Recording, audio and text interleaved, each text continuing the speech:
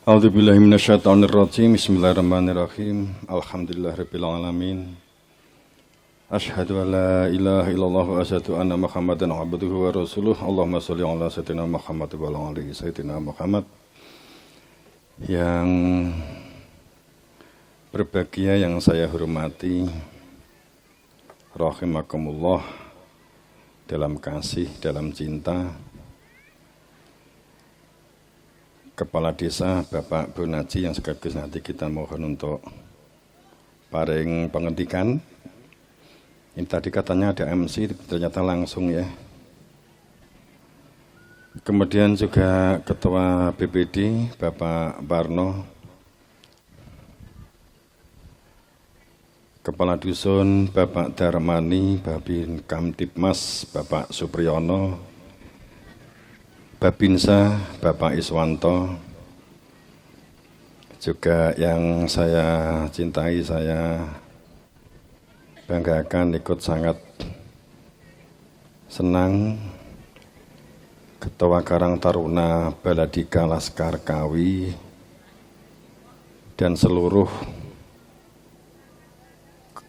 teman-temannya, Mas Sutopo, Mbak Ika Dinaya, dan juga Pecalang, Mas Sunarno, dan teman-teman, Mas Ribut. Ini namanya Mas Ribut tapi senang damai. Ya, Mas Ribut luar biasa. Paguyuban rapi, Mas Utris ya, di sini diwakili oleh koordinator yang di sini. Kemudian tokoh agama, takmir masjid, Pak Ustadz Satyar, semuanya semoga kita dalam rahmatnya Allah, dalam lindungannya, dalam ampunannya, fadl rahmatnya, kita diberi lancar, sehat, dan dijaga dari segala bentuk yang tidak mengenakan, dari segala gangguan, raridu, dan semoga lancar semuanya, paling rezeki yang banyak halal, barokah, suci, dan semoga yang, karena di sini banyak pemuda, pemudi, ya semoga yang pemuda supaya nikah segera mendapatkan jodohnya, sing loron yang segera sehat, sing kekubel hutang dan kersaur utangi, paling enggak sing diutangi ngiklaske. Mungkin enggak? Mungkin toh.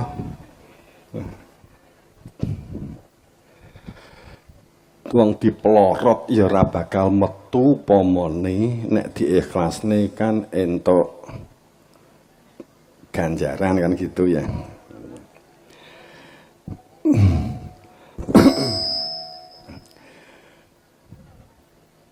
Di sini saya melihat bahwa iki aku kebasa apa di sing tim ICT. Apa? Indonesia apa Jawa? Gak apa-apa Jawa? Gak apa ya. Campuran nggih. Nganu. Biasanya nek syuting tukang time enak sing negur.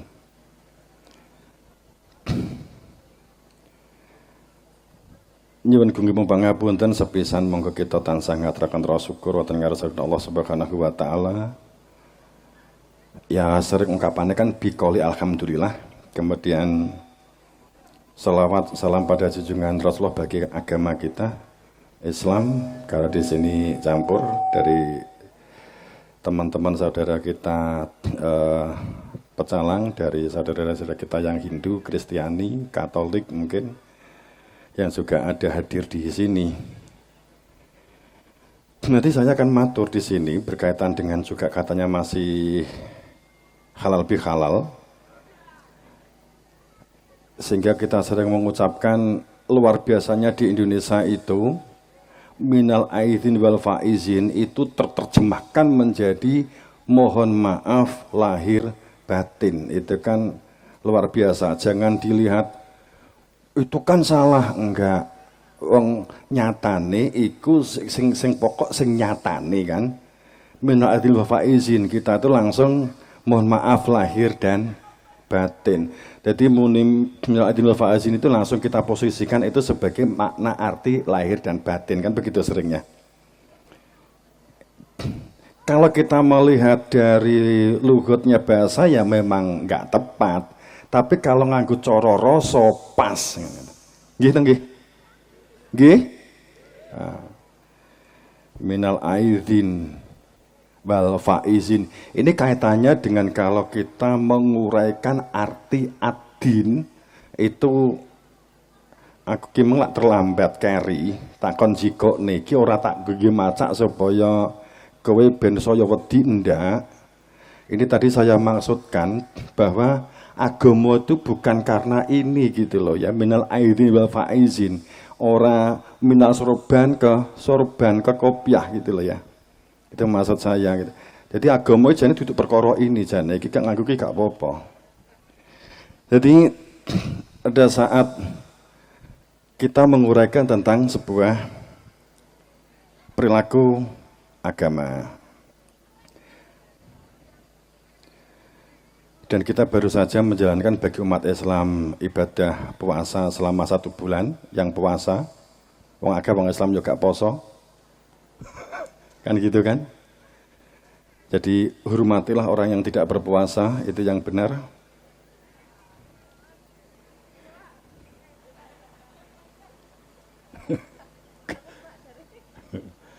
Lalu sing bener memang wong poso ki ngurmati sing ora poso to, wong poso kok njaluk dihormati. Kalau wong poso njaluk dihormati ki berarti enggak ikhlas posone. Nggih Bapak Ibu. Nah, jadi ning yo untuk budan sing ora poso jarak serang poso enak lho.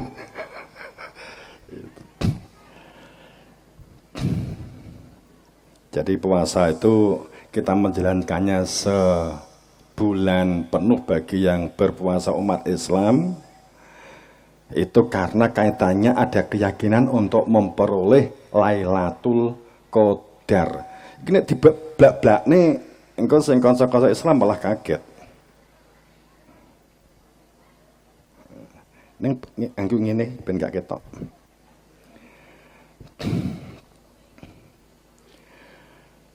Kita pertama mengucap rasa syukur biqaul alhamdulillah bahwa syukur itu sebenarnya pembentukan karakter bagi kita. Semua keyakinan apapun agamanya, kita pertama mengucap rasa syukur itu, memposisi syukur itu. Syukur itu Bapak Ibu bukan sekedar masalah makanan, bukan sekedar masalah alhamdulillah. Sebenarnya syukur itu akhrajakum min butuni ummahatikum la ta'lamun syai'a.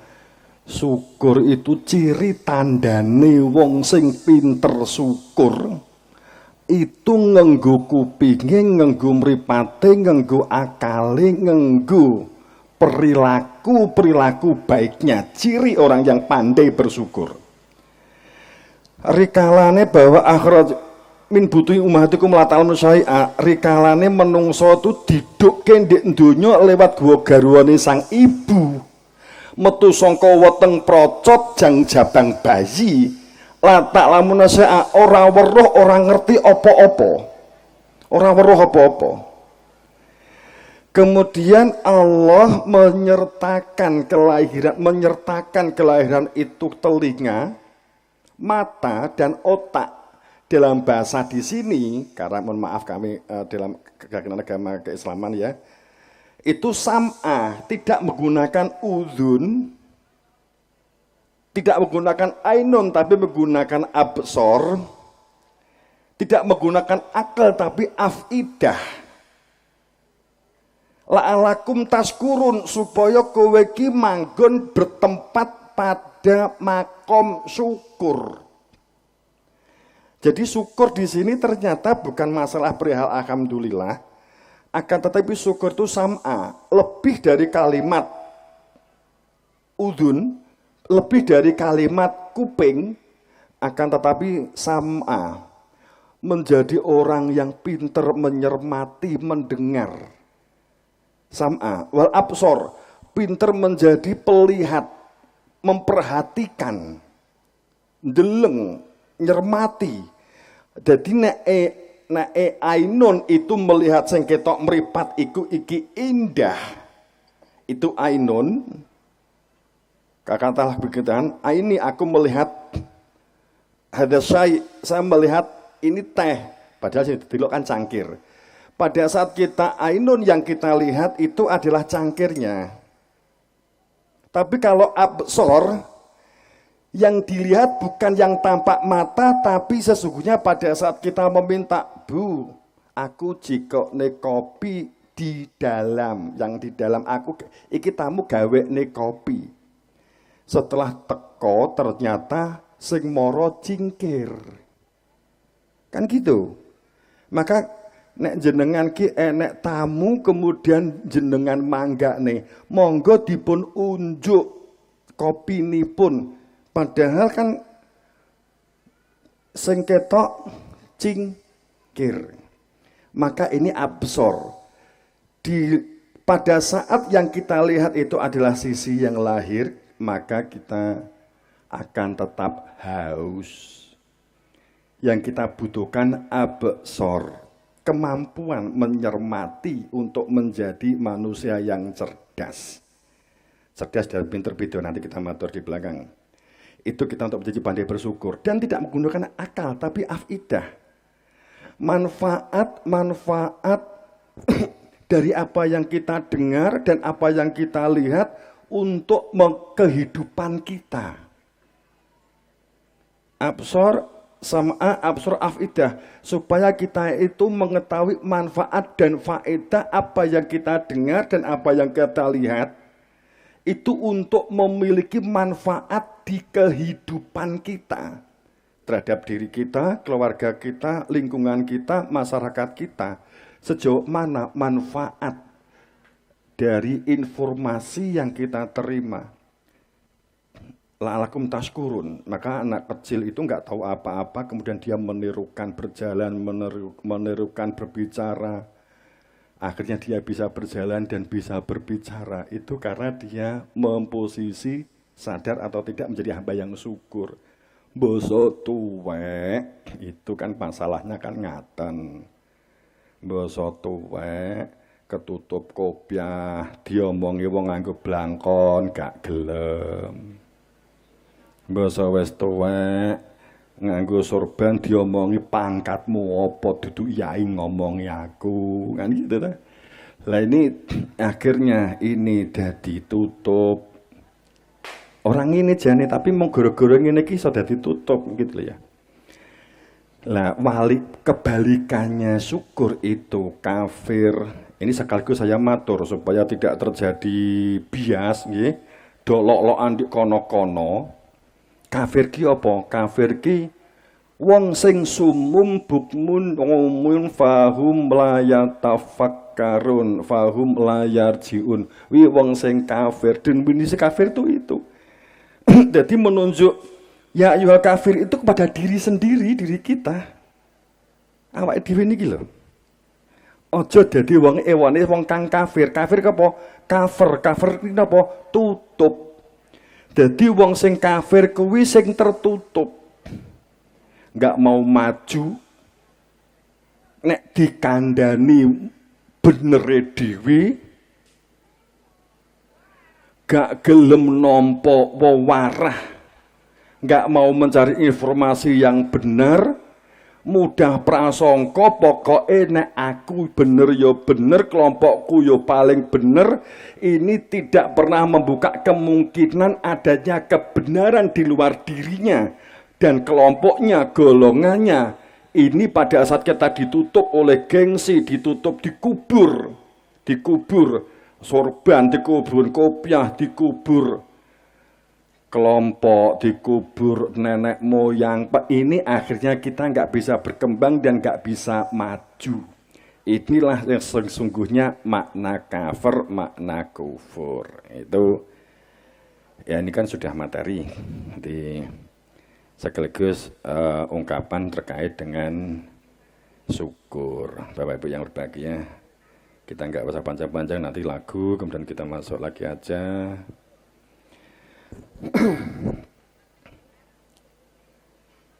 Bapak Ibu yang berbahagia rahimakumullah, yang kedua salawat salam pada junjungan kita Rasulullah ya, kita karena umat Islam bersolawat. Sama bersolawat juga begitu.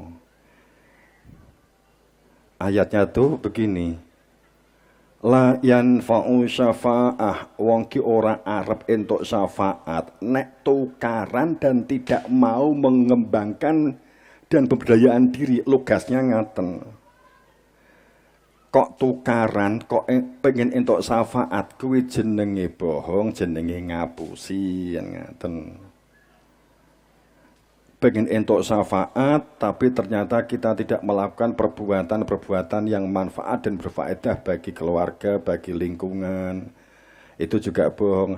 Jadi itu sesuatu yang sesungguhnya bagaimana supaya kita berada di dalam syafaat, memperoleh kebaikan, memperoleh kemaslahatan, yang akhirnya akan membentuk kepribadian kita, lingkungan kita harmonis, serasi, selaras, dan seimbang.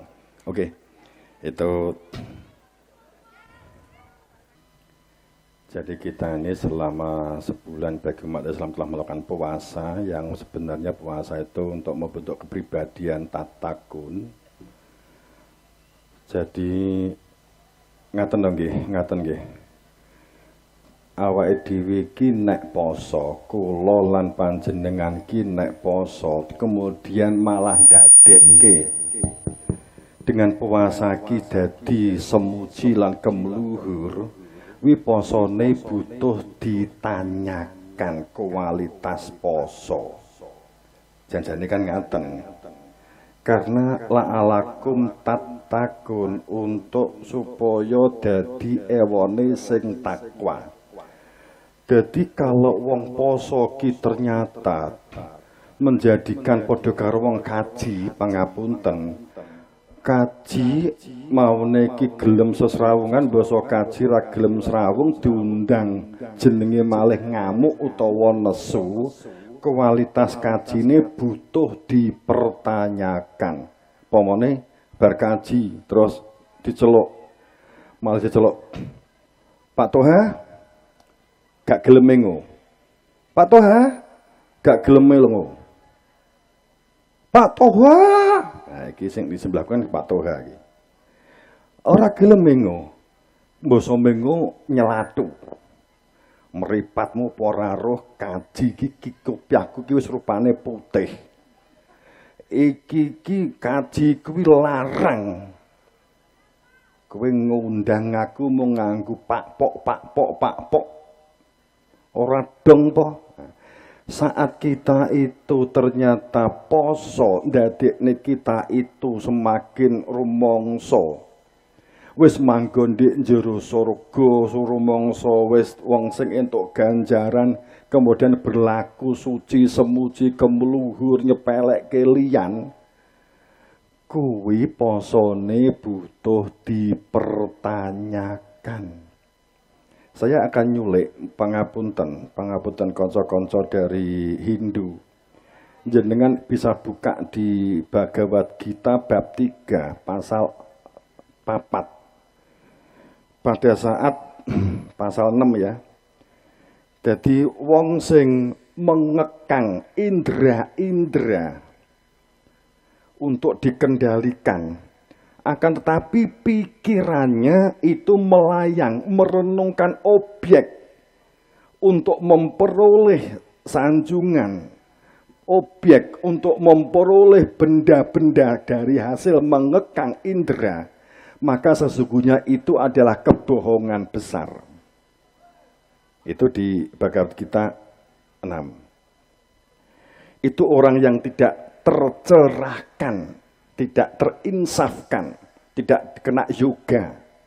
Karena begitu. Tadi kalau ini katanya karena ada teman-teman dari Hindu ya. Ini banyak ayat, ada beberapa ayat yang senaratif. Sebenarnya karena latar belakang agama-agama itu sebenarnya sumber utamanya awalnya sama. Tapi saya nggak akan mencerita ini terlalu jauh ya. Hanya sekilas saja. Jadi kalau kita kembali kepada puasa. Jadi puasa ternyata membentuk kepribadian orang yang menjadi orang yang mampu mengendalikan diri. Poso ngempet. Jadi poso itu enek telung perkara yang membentuk kepribadian seseorang, kemampuan mengendalikan diri dari perilaku yang merusak dirinya, merusak lingkungannya, merusak bebarengan kebersamaannya, merusak kesatuan persatuannya. Kemudian sekaligus dibalik kalimat poso kuwi support, saling mendorong, mendukung, ngempet terhadap keinginan-keinginan atau kemubadiran perilaku-perilaku setan. Jadi kalau di jerone poso kuwi, setan do dibelenggu. Iki kan kanggone cah nom-nom kan digiguyonan ya. Poso ki setan dikunci, setan ditaleni. Ning nyatane kok akeh sing panggah poso kok panggah luwe, rasa go panggah pengen, nek awan roh es ya panggah ngiler. Ki janjane setane iki ndek ngendi, apa dibondo tenan apa ora. Kan ngono. Nyatane iki wong saiki akeh wong pada saat poso ki jirine setane dibelenggu. Jane apa? Bapak Ibu, setan ki pengaruh sing asale saka njaba sing negatif yang merusak kehidupan. Itu sing diarani setan. Jadi setan itu sanes makhluk nek jenengan roh kliwer gak ketok, itu bisa jin, bisa halusinasi. Itu apa itu setan? Jadi nek awake dhewe pengen roh setan,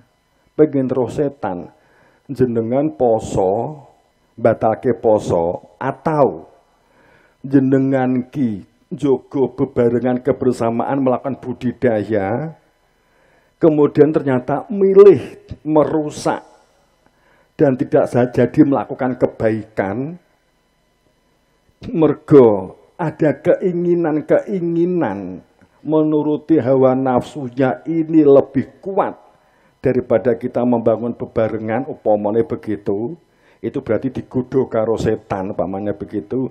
Nek jenengan pengen roh wujude setan, gampang Bapak Ibu.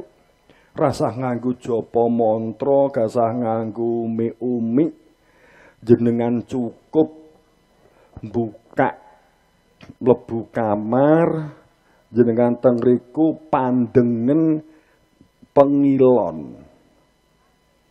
Jenengan ngingeti pengilon utawa kaca sing dikono engko enek gambare sampeyan. Lah engko ketok setane ndek kono. Nanti setan, aku pengen roh setan lah. Wes jenengan ndang ngaca roh. Oh, setane tibake sing diwalik kaca kuwi. Kembarane. Jadi saat kita kena pengaruh negatif yang merusak keadaan situasi untuk berbuat baik, sehingga tidak mampu mengendalikan diri, tidak mampu sabar, dan tidak mampu jihad. Bapak Ibu sekaligus saya matur, jihad ini di Islam sering ditafsiri perang, qatalan nafsi sering ditafsiri perang. Padahal makna jihad itu memerangi dirinya sendiri untuk berbuat baik, menundukkan diri untuk dapat berbuat baik dalam kehidupan sosial. Ini inti syariat. Oke, nanti kita lanjut. Sebelumnya kita haturi beliau Bapak Kades, Bapak Bunaji Katuran. Sekaligus tadi saya pas genang-genang sama Mas Ribut, Mas Sutopo, Mas Sunaryo. Ada sesuatu yang luar biasa di sini, potensinya dapat dikembangkan. Tapi kita nanti kan di season akhir kita akan matur mungkin apa yang dapat kita kembangkan yang tetap dalam keterjagaan dan dalam kesadaran kita menjalankan sebuah agama. Bapak Ibu, agama itu sebenarnya tanda petik. Agama sekarang ini sudah bias maknanya nih. Agama itu maknanya saat ini itu koyok politik. koyok kelompok, koyok golongan, ditandai dengan klaim. Saat kita tuh ngaku agama Islam, bangga dengan Islam, sehingga yang lain itu dikafir-kafirkan. Kata-kata demikian secara subjektif. Tadi saya matur, kafir ternyata kan bukan masalah agama, tapi karakter yang terbentuk di nggone awake dhewe. Kan itu. Oke, nanti kita matur apa inti syariat. Kenapa ada syariat? Semua nabi kenapa ada syariat? Dan intinya di mana syariat itu? Selama kita melihat kehidupan beragama itu hanya syariat, kita akan benturan terus. Tapi sebenarnya intinya apa? Kenapa ada sholat, kenapa ada puasa, kenapa ada zakat, kenapa ada haji, walaupun saya nggak nguraikan ini, tapi intine syariat ki opo. Jika ini dipenuhi, yakin kita itu tentrem, adil, bahagia, maju, berkemajuan, akan luar biasa Bapak Ibu.